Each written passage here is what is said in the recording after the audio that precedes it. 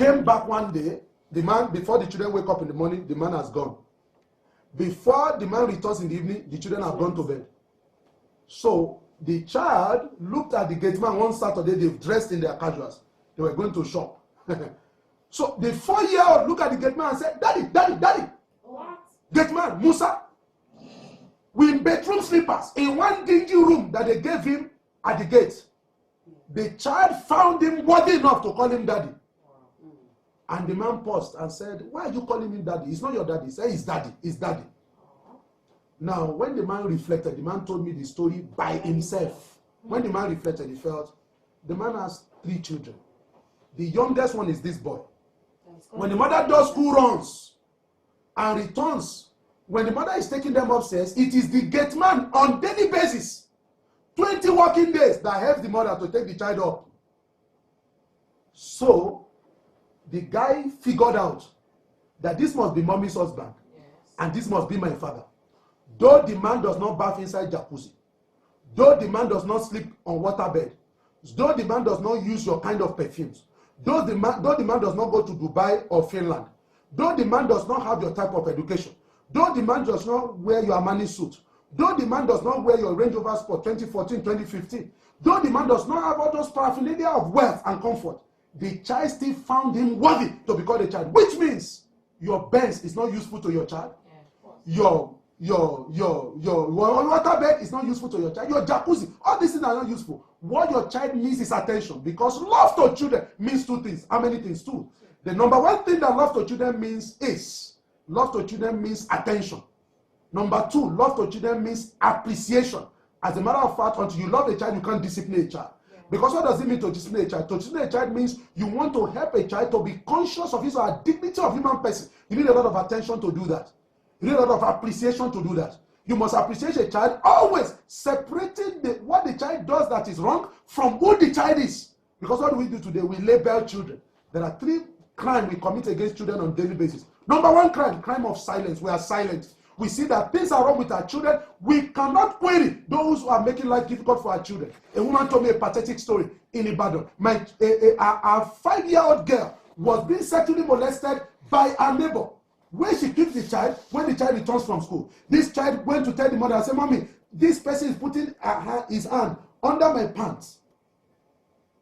And I said, okay, what did you do? Did you confront your neighbor? Did you investigate? He said, I don't want to rock the boat in the spirit of good neighborliness. I said, okay, that's sad. So you are silent. I said, number 2 now, I hope since you cannot talk now, even if you have been able to talk, you don't keep your child there again. Say, where am I going to keep her? Say, where am I going to keep her? Are you hearing what I'm saying? The number 2 crime we commit against children is the crime of labeling. We label children. You know, a teacher looked at the child. My sister took her child to a school. So my sister went back to the school. The child was 5 years old, just registered in the school, and said, how is she doing? The teacher said, she's doing very well, but she talks too much. I said, remove your child from there. That's a quack. A child does not talk too much. A child talks. If you say the child talks too much, the day somebody begins to abuse the child, that the child is going to keep quiet. If you are a teacher, you are saying a child talks too much, you are failing your duty. It's your responsibility to mind your class. It's your responsibility to ensure that children behave in your class. And if a child is not cooperating with you, it is not the child's responsibility, it's your responsibility. You are the one who says you are a teacher, and you are available to lead children, to help children to learn. If you now go and meet parents to tell them that the child is talking too much, then you are a quack. That is labeling. You look at a child, and you know how we label children. We label children by their weaknesses. Things that appear not to be working well with them. That's what we don't label them with good things. Are you following what I'm saying? And that now that is the issue. And so it is very, very important that we understand these things, and this year that we begin to ask only one question. I beg you. It's one question you should be asking. When you are dropping your child in school on Monday, please don't ask the question, are my children safe here? Don't. It's a wrong question. What do you expect them to say? They will tell you that the children are safe. You know, someone was going to register the child in a school. She put a call through to me and said, please help me ask them those questions you said we should ask. So I asked the school administrator, does your school have a child protection policy? It's one thing to have a child protection policy, because we have constitution in Nigeria. How much of it do we follow?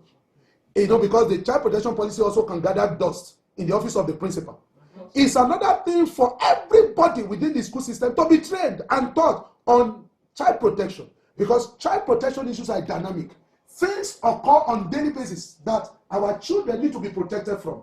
So I called the school owner, they put the school director on the phone. I said, madam, do you have a child protection policy? He said, here we are very faithful. We train our teacher. I said, madam, you are not answering my question. I know you are faithful.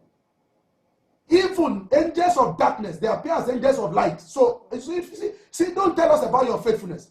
Tell us about the measures you have put in place to protect children here.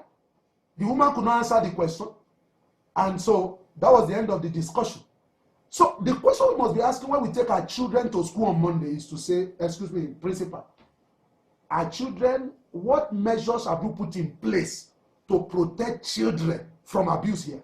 Number one, do you have a child protection policy? Is everybody within the school system aware that children, our number one responsibility towards children is to protect them? See, let me tell you, what people don't understand is that once they drop children in school, you have duty of care to take care of the children.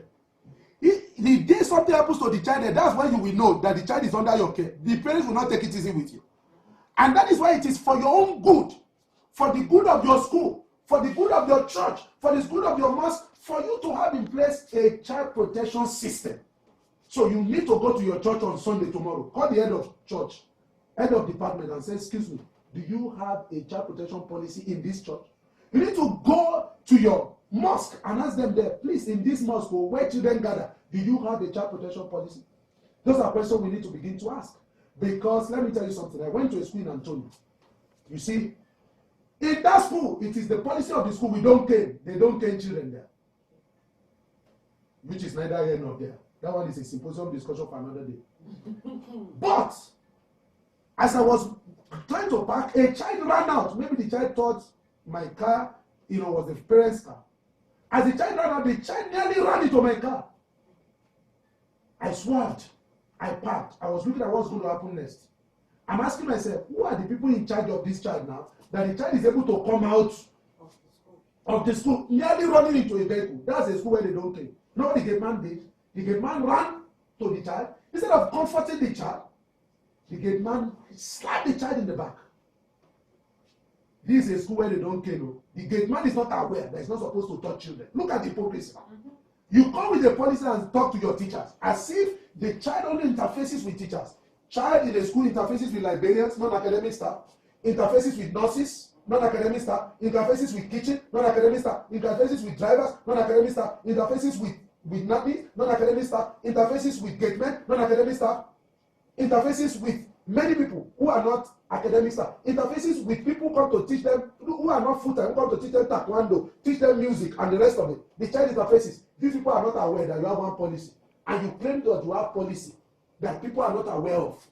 A school was giving people homework, giving children homework during Ebola, and this is amazing.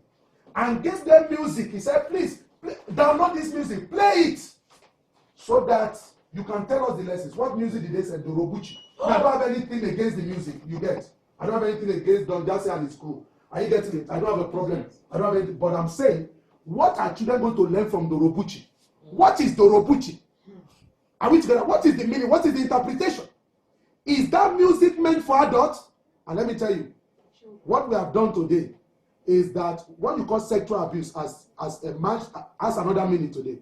Sexual abuse simply means, one, to molest a child sexually. The second one, which we don't know, is that we expose children to content that are not meant for children, that are meant for adults. Yeah.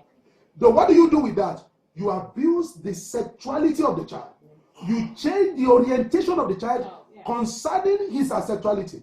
When you do children party and you play for children, baby Caro, yeba, sisi Caro, maybe your body necessary, and the child is dancing to that. 8-year-old child, 5-year-old child, 6-year-old children.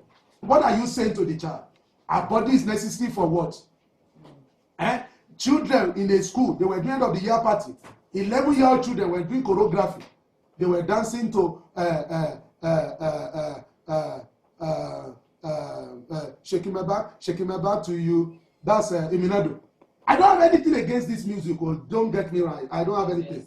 But my problem is appropriateness of the music for the children. How can a school, an institution of learning that is supposed to preserve the child, because what does education mean? Education simply means educe. What is educe? To bring out that which is in the child. Now there are poetry. Why can't they recite poetry? There are plain music they can dance to. Why are you not playing that for them? And you know the unfortunate thing, because the parents lack intelligence of child protection. They bring out iPad, iSat, all kinds of things, and they were filming their children dancing to all those kind of music that are not meant for them. So when a girl shakes her back to you, you are telling her that this back is a sex organ. When it shakes her front for you, you are telling the child that your front is a sex object. So when somebody wants to touch it tomorrow, she releases it willingly. Because you have taught the child by the music you allow the child to listen to. A child was singing to a song. The mother said, "When did you hear this?" He said, "Ma, our bus driver plays it in the morning when we are going to school. Our bus driver, inside school bus." That's why they are playing those music for children inside school bus. Are you hearing what I'm saying? Yeah. So you see, the challenge is there's a lot of ignorant people who lack the intelligence of child protection. You know the unfortunate thing? Let me tell you the most unfortunate thing. We have 4 levels of ignorance. How many levels of ignorance? 4. So you need to position yourself and ask yourself, where do I belong in these 4? Let me quickly mention it. The number 1 level of ignorance is that we don't know everything. And it's God that knows everything. So you need to calm down, humble yourself. God is the maker of the heaven and the earth. And he gave human being dominion. And he told man, go and learn from an ant. You sluggard. If God is asking you to learn from something he gave you dominion on, how much more learning from a fellow human being and learning from children? You need to listen to children. Our ignorance is that we believe that children have nothing to say. Yeah. In our ignorance, we believe that we are the ones who give birth to them. Yeah. You forget that the circumstances under which you were raised is different from the circumstances under which children have been raised. Yeah. They are the one feeling it on daily basis. They are the one feeling it. You are not carrying them along. That is number 1 level of ignorance. Second level of ignorance is that there are things you should know you do not know. There are people who are raising children today who call themselves teachers, professionals, who call themselves school leaders, professionals, who call themselves parents, professionals, who call themselves broadcasters, professionals, who are called themselves journalists, professionals, who are not aware of what they should be aware of. They are not aware of what they should expose children to. They are not aware of what they should not expose children to. So they are what? They are ignorant of what they should know. Number 3 level of ignorance is there are things you should know, you do not know, and you do not know, you do not know, you do not know. There are things you should know, you do not know, and you do not know you should know. So it means you won't look out for knowledge. Yeah. You are going to conclude that my father raised me this way, my mother raised you this way. Who have you become? You were never a child. Everything I know about childhood today, I learned it because I was never a child. I've lost my virginity at the age of 6. That's when I lost my virginity. As a child, I started having sexual relationships with other children. As a child, I've taken my father's neighbor's daughter into my father's bedroom and molested her sexually. As a child, I started having anal sex with another teenager. My life was in the mess until February 16, 1997, when I gave my life to Christ. And that was the beginning of transformation in my life. So I was never a child. I cannot today sit down and pretend that I was a child before. And pretend as if I know how a child feels. I don't know how a child feels. Everything I know about a child today, I'm learning it. I'm learning childhood. I'm learning my childhood. There's a man who never learned his childhood. He was never allowed to be a child. He never learned Michael Jackson. And he sang. He said, look at it. I'm looking for my childhood. Thank God I'm finding mine.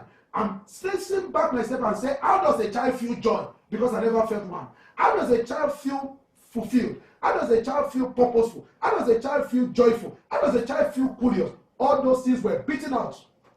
All those things were punished out. All those things were disciplined out of me. And so I arrived at adulthood not as a human being, but a lesser human being. I became a dehumanized adult. And I was being expected to handle the responsibility of adulthood. It's not possible. Because if you don't prepare your children for adulthood, they're going to arrive at adulthood without a sense of responsibility. And please note, who is a child? A child is not only somebody who's below 18. No. Look at the English dictionary. A child is also a person who is an adult who behaves like a child. That is why marriages are breaking today. Why? Because 2 children are married. Yeah. How? Because the 2 children are married, cannot run their marriage. So they need to go back to their in-law. They need to go back to people to come. Mommy, I don't like what Mope is doing to me. Don't worry, my boss will give her the